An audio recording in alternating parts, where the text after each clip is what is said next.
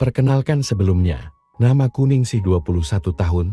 Kisah yang akan aku bagikan ini dimulai ketika aku memutuskan untuk pindah dari rumah orang tuaku dan mengontrak di sebuah rumah mungil di pinggiran kota. Kulakukan itu karena aku dan suamiku ingin belajar hidup mandiri. Apalagi kini sudah hadir si buah hati, anggota keluarga baru kami. Kuakui, aku bukanlah istri yang baik, mengingat petualanganku dulu ketika masih belum menikah. Sering aku bergonta-ganti pacar yang ujung-ujungnya hanya untuk menuntaskan keinginanku yang cukup tinggi. Namun setelah aku menikah, aku berusaha keras untuk bisa meredam keinginanku untuk berpetualang lagi. Di hadapan suami dan lingkunganku, aku mencoba untuk bisa menampilkan diri sebagai sesosok istri yang baik. Namun setelah 1 bulan aku tinggal di lingkungan yang baru itu, tampaknya tabiat lamaku kumat kembali.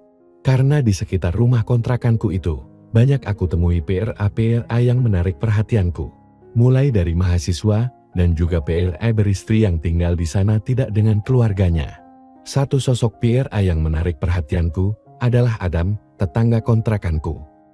Ketika pertama kali bertemu dengannya, di mataku dia itu terlihat berbeda dibanding dengan PRA lainnya. Wajahnya cukup tampan, dengan kulitnya yang kuning langsat, usianya sudah di atas 37 tahun. Adam ini bekerja sebagai seorang sopir pribadi yang penghasilannya terbatas. Hubungan suamiku dengan Adam cukup baik. Seringkali Adam itu berkunjung ke rumah kontrakanku dan ngobrol dengan suamiku. Pada saat itulah, aku jadi sering curi-curi pandang ke arahnya. Sering dia itu hanya mengenakan kaos longgar dan celam nuah pender kalau main ke rumah kontrakanku. Sehingga tampak di mataku kalau Adam itu adalah seorang PRA tanggur.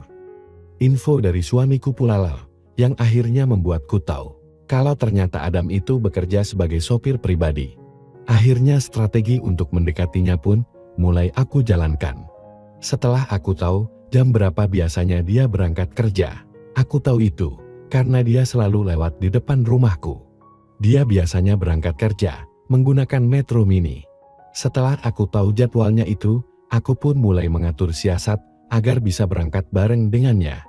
Kuatur waktu berangkat kerjaku, yang biasanya jam 8, menjadi lebih pagi lagi. Kebetulan arah apartemen tempatnya bekerja, searah dengan kantorku. Senin pagi itu, aku lihat dia sudah lewat depan rumahku untuk berangkat kerja. Aku pun segera bersiap-siap mengeluarkan mobilku dari garasi. Suamiku sempat bertanya, "Kok hari ini berangkat lebih pagi?" Aku jawab saja, kalau ada meeting mendadak. Mobil aku lajukan perlahan menuju jalan besar, dan aku lihat di ujung gang itu, Adam sedang menunggu Metro Mini yang akan membawanya ke tempat kerjanya. Dengan segera aku hampiri dia, dan aku buka jendela mobilku dan menyapanya. "Berangkat kerja Mas Adam," sapaku. Iya Mbak Ningsih," jawabnya agak kaget. "Bareng saja yuk, kita kan searah," tawarku. "Iya Mbak, tapi gak apa-apa, biar saya naik Metro Mini saja," tolaknya dengan halus. "Gak apa-apa Mas, sekali-kali, lagi pula kita kan searah. Lagian juga Metro Mini, kalau pagi pasti penuh," ujarku mencoba membujuknya. Mas Adam pun jadi sedikit bimbang, tapi akhirnya menyetujui juga tawaranku itu. Akhirnya aku meminta Mas Adam yang menyetir mobilku itu. "Terima kasih Mbak Ningsih, maaf ini saya jadi merepotkan," ucapnya seraya melirik ke arahku. Setelah dia berada di belakang kemudi itu dan aku duduk di bagian jok kiri. "Merepotkan apa sih Mas? Kan aku yang ngerepotin nyuruh Mas jadi sopirku, hahaha. Lagi pula kita kan searah," ujarku sambil tertawa ringan. Sudah menjadi ciri khas di hari Senin pagi, lalu lintas pagi itu sangat macet. Di dalam mobil itu, aku pun menghabiskan waktu dengan ngobrol ringan dengannya. Banyak hal yang kami perbincangkan, mulai dari keluarganya, istrinya, lingkungan kerjanya. Intinya aku ingin lebih mendekatkan diri padanya, agar tujuan utamaku itu bisa terlaksana. Tetapi aku juga tidak mau terburu-buru. Akhirnya kami pun tiba di tempatnya bekerja. Aku segera berpindah ke belakang kemudi. Setelah Mas Adam turun di pinggir jalan di depan rumah majikannya itu, aku pun kembali melajukan mobilku ke arah kantorku. Selama 2 minggu aku secara intens melakukan pendekatan itu dengan mengajaknya berangkat bareng terus. Untuk menghindari gunjingan tetangga dia hanya mau naik mobilku di ujung gang. Semakin hari, Mas Adam semakin berani menceritakan hal-hal pribadinya itu padaku. Bahkan kami berdua pun semakin sering bercanda, bahkan Mas Adam sudah mulai berani mencubit aku dengan gemuas-tuas. Obrolan kami berdua pun terkadang aku buat menjurus ke urusan masalah suami istri di malam hari. Dari situlah pula, aku jadi tahu kalau Mas Adam itu sudah tidak melakukan dengan istrinya sejak 3 bulan yang lalu, dikarenakan dia memang belum dapat cuti atau izin pulang dari majikannya itu. Pagi itu, kembali kami berangkat kerja bareng, namun aku melihat dia agak murung. Aku pun memberanikan diri bertanya padanya. "Ada apa Mas Adam? Saya lihat Mas kok agak murung pagi ini," tanyaku. "Gak apa-apa kok Mbak, sudah biasa kali Mbak saya kayak gini." Dia berusaha menyangkalnya dariku. "Mas gak usah bohong sama saya tahu Mas Adam itu orangnya ceria. Jadi, kalau murung sedikit saja, pasti saya tahu," sahutku. Mas Adam hanya tersenyum saja mendengar perkataanku itu. "Enggak ada apa-apa Mbak, ya namanya dalam hidup, pasti ada saja masalahnya," ucapnya seraya menarik nafasnya dalam-dalam. "Kalau Mas gak keberatan, cerita saja Mas, siapa tahu saya bisa bantu," ucapku seraya menatapnya. "Gimana ya Mbak?" ucap Mas Adam sepertinya masih ragu untuk melanjutkannya ucapannya itu.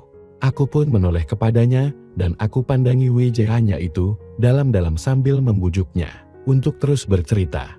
"Iya Mbak, putraku Sirian lagi butuh biaya untuk studi tour, biayanya 500.000, sedangkan aku belum ada duit karena sudah terpakai kakaknya untuk biaya praktikum kemarin. Sedangkan uangnya harus dikumpulkan besok. Studi tour ini wajib, karena sebagai syarat agar Rian bisa lulus." Ceritanya panjang lebar akhirnya, walau dengan malu-malu. Aku pun tersenyum dan menatap matanya. "Ah gampang itu Mas, nanti saya bantu," ucapku. "Tuh kan, saya jadi merepotkan Mbak Ningsi," sahutnya merasa tidak enak hati. "Gak apa-apa Mas, namanya kita bertetangga. Kalau ada yang kesusahan, apa salahnya kita bantu," sahutku seraya tersenyum semanis mungkin. "Iya sih Mbak, ya sudah, kalau Mbak Ningsi ada, saya mau pinjam dulu," sahutnya tampak senang, mungkin karena bebannya itu sementara waktu bisa teratasi. "Gampang itu Mas, tenang saja," sahutku lagi. Ketika sampai di depan tempatnya bekerja, segera aku buka tasku dan aku ambil uang 1 juta dan aku berikan padanya. Mas Adam kaget dengan pemberianku yang sebanyak itu. "Kok banyak sekali Mbak, saya kan butuhnya cuma 500.000, ucapnya bingung. "Iya sisanya buat bekal Rian di jalan, atau buat ayahnya juga, gak apa-apa," jelasku dengan tersenyum. Mas Adam hanya tertawa mendengar ucapanku itu. "Tapi saya belum bisa mengembalikan dalam waktu dekat ini Mbak," ucapnya merasa sungkan. "Gak dikembalikan juga, gak apa-apa kok Mas," sahutku lagi. "Loh kok gak dikembalikan, gimana saya kan pinjam ini Mbak, jadinya harus dikembalikan," ucapnya. "Ya sudah, gampang itu Mas, kalau kapan-kapan sudah ada ya dikembalikan. Kalau gak ada, ya dikembalikan dengan cara lain saja," ujarku mencoba memancing di air bening. "Loh cara lain apa sih Mbak, kok saya bingung jadinya," ucapnya kebingungan. Aku cuma tertawa dan Mas Adam semakin bingung dengan sikapku itu. "Ya sudah nanti Mas telat loh ke kantornya," ujarku sambil bercanda.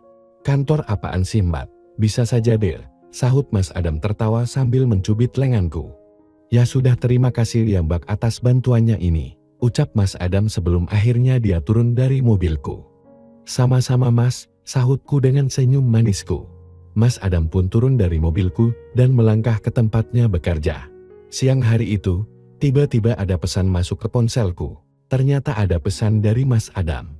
Setelah aku baca, dia menyampaikan ucapan terima kasih sekali lagi padaku karena sudah membantunya. Aku pun membalasnya dengan mengatakan padanya untuk tidak memikirkannya lagi masalah itu, dan juga sekaligus aku menanyakan posisinya saat itu sedang berada di mana. Ternyata dia masih ada di rumah majikannya dan sedang beristirahat karena baru saja selesai mengerjakan tugas-tugasnya. Aku pun mencoba iseng minta isi padanya untuk datang ke tempatnya bekerja itu apabila majikannya sedang tidak ada di tempat. Dan ternyata Mas Adam mengizinkan aku datang karena majikannya itu sedang keluar negeri selama seminggu. Dia pun memberitahu tower dan nomor unit apartemennya. Aku pun segera bergegas membereskan pekerjaanku di kantor dan izin pada temanku untuk keluar dengan alasan bertemu klien. Karena aku sering dinas luar, jadi gampang saja dapat izinnya. Segera saja aku pacu mobilku menuju ke apartemen di mana Mas Adam itu berada. Tapi sebelumnya, aku mampir ke salah satu restoran cepat saji dan memilikannya makan siang. Mobilku aku parkir di basement apartemen. Aku selanjutnya menuju ke unit apartemen tempatnya bekerja. Aku bunyikan bel, dan tak lama kemudian Mas Adam pun mempersilahkan aku masuk. Aku pun segera duduk di sofa yang cukup lebar dan empuk yang ada di ruangan itu.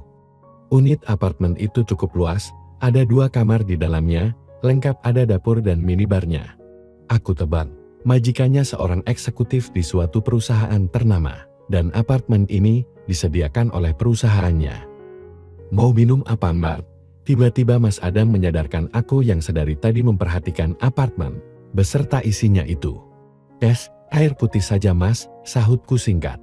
Masak air putih sih Mbak, aku bikinin sirup ya, tawarnya. Boleh Mas, kalau gak merepotkan hai, sahutku. Tak lama kemudian, dia pun membawa 2 gelas es sirup. Wah jadi seger nih, siang-siang minum es sirup. Apalagi ditemani Mas Adam yang juga tampak seger. Hei, candaku. Mbak Ningsi bisa saja deh, sahutnya seraya tertawa dan mencubitku pelan. Wajahnya tampak sudah kembali ceria kembali, tidak semuram pagi tadi. Kami pun ngobrol sambil menyantap makanan yang aku bawa. Setelah selesai makan, kami pun melanjutkan obrolan sambil menonton acara TV kabel. Aku mulai memberanikan diri mendekatkan posisi dudukku dengannya, dan Mas Adam hanya diam saja. Dengan nekat aku coba pegang tangannya. Awalnya dia sepertinya kagum dengan keberanianku itu. Tapi akhirnya dapat aku genggam dengan erat tangannya itu. Aku mulai membelai rambutnya dan meniup tengkuknya. Dan tak lama kemudian, entah siapa yang memulainya terlebih dulu. Tahu-tahu kami berdua sudah saling merapat dan saling membalas seperti 2 ekor ular yang saling belit. Nafas kami berdua semakin lama mulai tidak beraturan. Nampak keinginannya mulai naik secara perlahan. Wajar saja, sudah 3 bulan Mas Adam tidak bertemu istrinya, karena belum dapat cuti untuk pulang menemui istrinya. Aku pun bersorak dalam hati, karena sebentar lagi, apa yang akhir-akhir ini aku hayalkan, akan segera terwujudkan. Tampak Mas Adam sudah semakin lupa daratan, terlihat dari gerakan tangannya yang berusaha menghilangkan pembungkus hidangan untuknya di siang itu. Melihat Mas Adam yang mengalami kesulitan, aku pun dengan senang hati segera membantunya. Dan setelah pembungkus itu berhasil dihilangkan, spontan mata Mas Adam pun terpana. Tetapi itu tidak berlangsung lama, karena Mas Adam segera melanjutkan acara yang sempat tertunda sebentar itu. Siang itu, aku dan Mas Adam sama-sama saling bantu untuk bisa memberikan kesenangan dan kebahagiaan satu dengan lainnya. Sungguh tidak menyesal aku selama ini berusaha mendapatkan kesempatan ini bersamanya. Karena ternyata Mas Adam sangat berpengalaman dalam membuat senang dan melayang seorang perempuan sepertiku ini. Cukup lama kami berdua dalam posisi itu. Setelah itu, Mas Adam pun bangkit dari sofa dan segera berdiri. Aku mengerti apa maksud dan keinginannya itu. Sambil tetap duduk di sofa, aku membuka ikatan itu dan segera aku samakan kondisinya itu. Sepertiku juga. Sejenak aku terpana. Saat apa yang aku incar selama ini darinya, sudah tampak jelas di depan mataku, bagaikan sebuah tonggak yang bersejarah. Mas Adam tersenyum, sambil melirikku, karena sudah sama-sama tahu tugas masing-masing untuk proses selanjutnya. Aku pun segera mengatur oposisiku sedemikian rupa, dan Mas Adam pun segera melakukan tugasnya. Siang itu, di ruang apartemen majikan Mas Adam, aku mendapatkan apa yang aku mau. Siang itu, baru aku tahu, ternyata Mas Adam sangat berpengalaman sekali. Dengan berbagai cara dan posisi, aku siang itu sampai dapat 2 kali. Dan pada yang ketiga kalinya, bertepatan dengan Mas Adam yang juga mendapatkannya. Luar biasa Mas, lain kali minta lagi ya, ucapku sambil tersenyum malu-malu. Siap, kapan saja Mbak butuh, aku siap, sahutnya penuh semangat. Akhirnya kesampaian juga niatku mengarungi samudra cinta itu dengan tetanggaku yang lama aku idam-idamkan. Setelah kejadian itu, kami pun sering mencari-cari waktu untuk dapat mengulanginya kembali. Bahkan kami pernah melakukannya di dalam mobilku. Tampaknya apa yang aku berikan padanya itu lebih menyenangkan dibandingkan dengan istrinya. Sekian dan terima kasih.